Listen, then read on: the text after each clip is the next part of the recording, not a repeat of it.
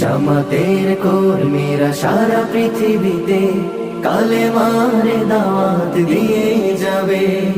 কোরআনের আলোকে সমাজ বিনির্মাণ, কোরআনের আলোকে সমাজ বিনির্মাণ, হাজার জুলুম বাধা উতরে যাবে। জামাতের কর্মীরা সারা পৃথিবীতে কালেমার দাওয়াত দিয়ে যাবে।